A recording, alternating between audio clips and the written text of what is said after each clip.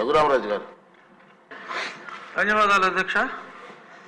గౌరవనీయులైన ముఖ్యమంత్రి వర్యులు గారు చెప్పిన వివరాలేమి మళ్ళీ నేను తిరిగి చెప్పదలుచుకోలేదు. అందరిలాగా నేను కేవలం కొన్ని సూచనలే చేస్తాను. ముఖ్యంగా గతంలో 18-19 సంవత్సరంలో పెట్రోలియం ప్రోడక్ట్స్ మీద మన రాష్ట్ర ప్రభుత్వ ఆదాయం 21,914 కోట్లు. అప్పుడు తెలంగాణలో 20,300 కోట్లు మాత్రమే. అదే 23-24లో మన ఆదాయం 18,475 కోట్లకు పడిపోతే తెలంగాణలో అదే పెట్రోలియం ప్రోడక్ట్స్ మీద ఆదాయం 29,989 కోట్లకు పెరిగింది. అంటే మనకే వారికి 23-24లో వ్యత్యాసం సుమారు 10,000 కోట్లకు పెరిగింది. దీనికి కారణం అనాలోచితంగా ఆ ట్యాక్స్ ఈ ట్యాక్స్ అని చెప్పి రకరకాల ట్యాక్స్లు వేసి రావాల్సిన ఆదాయాన్ని పూర్తిగా పోగొట్టుకొని తెలంగాణ నుంచి కానీ తమిళనాడు నుంచి కానీ ఇటు కర్ణాటక బార్డర్ నుంచి కానీ వస్తే అక్కడ ట్యాంక్ ఫుల్ చేసుకుంటున్నారు. మళ్ళీ ఇక్కడి నుంచి వెళ్ళాక మళ్ళీ అక్కడ ట్యాంక్ ఫుల్ చేసుకుంటున్నారు తప్ప గతి లేనివాడు తప్ప మత్తున్నవాడు ఎవడో ఇక్కడ పెట్రోలు కానీ డీజిల్ కానీ కొట్టించుకోని పరిస్థితి. సో ఇటువంటి అనామలీస్ని గౌరవనీయులైన ముఖ్యమంత్రి గారు సరిచేయవలసినవి ఇంకొన్ని ఉన్నాయి.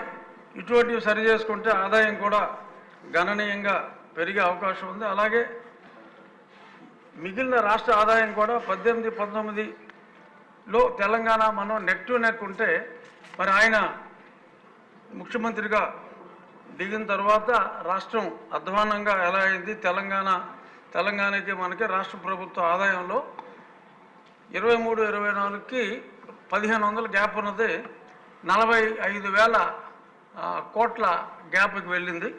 సో ఇది గౌరవనీయులైన ముఖ్యమంత్రి గారి దృష్టికి తీసుకొస్తే చాలా సవరణలు చేసుకునే అవకాశం ఉంది.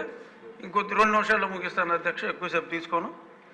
ఇప్పుడు ఈ అప్పులు ఏదైతే చూపెట్టారో 9,73,000 వరకు 73,000 కోట్ల వరకు, నేను గతంలో ఈ అప్పుల మీద సిఏజీ ముర్ము గారిని గిరీష్ ముర్ము గారిని కూడా 2 సార్లు కలిశాను.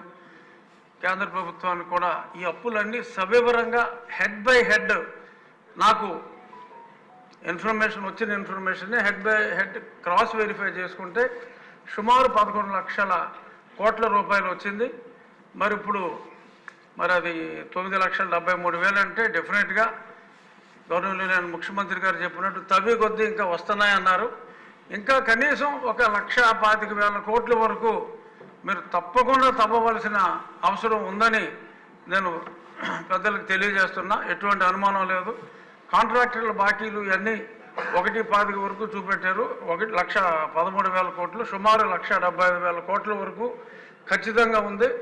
ఈ రాకపోవడానికి కారణం ఏంటంటే గత ప్రభుత్వంలో ఏ అధికారులు అయితే ఉన్నారో ఆ అధికారులను ఇంకా కంటిన్యూ చేసి వాళ్ళనే ఇన్ఫర్మేషన్ ఇవ్వమంటే వాళ్ళు మొహమాటంగా కొంచెం ఇంకొంచెం ఉంటుంది చూడంటే ఇంకొంచెం అలా ఇవ్వడం జరుగుతుంది. ఎంతోమంది ఫైనాన్స్లో ఉన్న అధికారులు ఉన్నారు, అదే డిపార్ట్మెంట్లో ఉంటారు, వాళ్ళని పక్కకు పంపించేశారు. వాళ్ళని పిలిపించే ఇన్ఫర్మేషన్ తెచ్చుకుంటే ముఖ్యమంత్రి గారికి 3-4 రోజుల్లో అంత ఇన్ఫర్మేషన్ వస్తుంది. అలాగే ఇన్నోవేటివ్ సజెషన్స్ ఏమన్నా ఉంటే ఈ రోడ్ల గురించి చూచాయిగా చెప్పారు. ఇంకా కొన్ని సలహాలు మరి నాకు కూడా ముఖ్యమంత్రి గారు సమయం ఇస్తే 15,000 కోట్ల ఆదాయం మన రాష్ట్రానికి వచ్చే ఉపాయం ఉంది. ఆయన సమయం ఇస్తే ఆయనకు అది కూడా చెప్తాను అధ్యక్ష.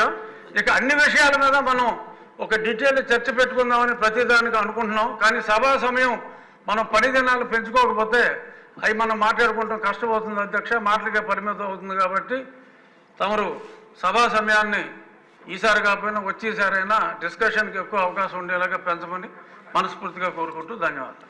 బుచ్చిచౌదరి గారు. అధ్యక్ష, ఎన్నో ఆశయాలతో నమ్మకంతో ఒక విజనరీని ముఖ్యమంత్రిగా చేస్తేనే ఈ రాష్ట్రం బాగుపడుతున్న నమ్మకంతో ఒక శాడిస్ట్ ప్రభుత్వాన్ని సాగనంపి మనందరినీ అధికారంలోకి తెచ్చారు. ఇవాళ ప్రజల ఆశలు కూడా ఉన్నాయి, నమ్మకం ఉంది, ఆశలు ఉన్నాయి. కానీ పరిస్థితులు ఏ విధంగా ఉన్నాయో ఇప్పుడు ముఖ్యమంత్రి గారు ఏదైతే వైట్ పేపర్ పెట్టి ఆర్థికం మీద అనేక రంగాల మీద శ్వేతపత్రాలు విడుదల చేశారో అది అర్థం పడుతుంది రాష్ట్రంలో ప్రగతిని గురించి. ఒక శాడిస్టు అధికారంలోకి వస్తే ఏ విధంగా పరిపాలన విచ్ఛిన్నం చేస్తాడో మనం చూసాం. తీవ్రంగా నష్టపోయిన ఈ రాష్ట్రాన్ని గాడిలో పెట్టాలంటే ఒక విజనరీ, స్వర్ణాంధ్రప్రదేశ్ లక్ష్యంగా 2020 విజనరీ ఎలాగా ఒక డ్రాఫ్ట్ నోటిఫికేషన్ మనం తయారు చేసామో అదే చందాన్ని ఇవాళ ముందుకెళ్లాల్సిన పరిస్థితి ఉంది. ఇవాళ ఇక్కడ చాలామంది ముఖ్యమంత్రి గారికి ఇవాళ చాలామంది కొత్త వాళ్ళు వచ్చారు సార్. అక్కడ కూడా ఏదో చేయాలన్న తపంలో ఉన్నారు. ఏది ప్రయారిటీ? మనం కూడా మన ఆర్థిక పరిస్థితిని బట్టి ముందుకెళ్ళాలి. ఈ సంవత్సరం గడ్డు సంవత్సరంగా మనం వ్యవస్థ ఉన్నాం మా బట్టి వాళ్ళం.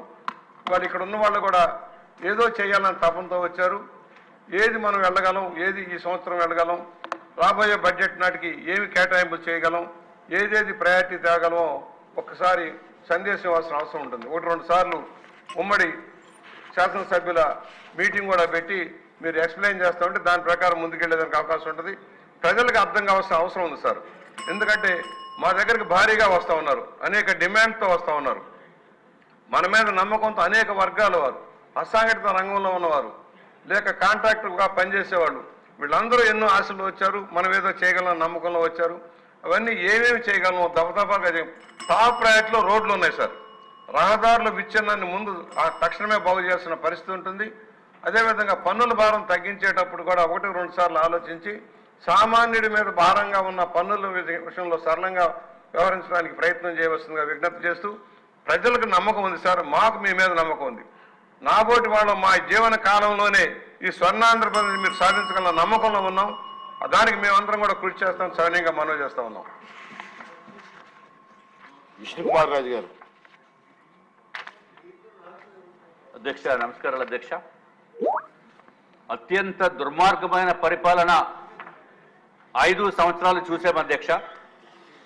ఏదో దెబ్బలో కొట్టేయటమో దోచేయటమో అని అనుకున్నాము, కానీ దారుణంగా రాష్ట్రాన్ని అప్పులతోటి ముంచేసిన ప్రభుత్వము మన స్వాతంత్ర్యం వచ్చిన తర్వాత ఏ రాష్ట్రంలోని కూడా ఇంత దారుణంగా ఎక్కడ జరగలేదు అధ్యక్ష.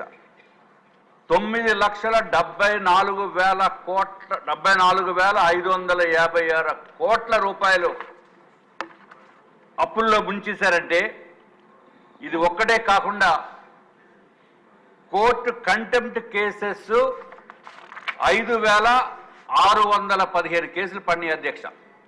అట్లాగే రిట్ పిటిషన్స్ 3,269 విత్ డైరెక్షన్స్, అంటే పేమెంట్ ఇవ్వమని చెప్పిన రిట్ పిటిషన్స్. మామూలుగా రిట్ పిటిషన్స్ అయితే 16,104 కేసులు పడినాయి అధ్యక్ష. టోటల్ కేసెస్ 24,988 కేసులు 5 సంవత్సరాల్లో పడినాయి. అంటే ఆ ఇదివరకు ప్రభుత్వంలో ఉన్న వాళ్ళు సిగ్గుతోటి తలదించుకోవాల్సిన అవసరం అధ్యక్ష. ఏదైతే అవతల పార్టీలో ఉన్న అధ్యక్షుని కూడా ఆలోచించవలసిన అవసరం ఉంది.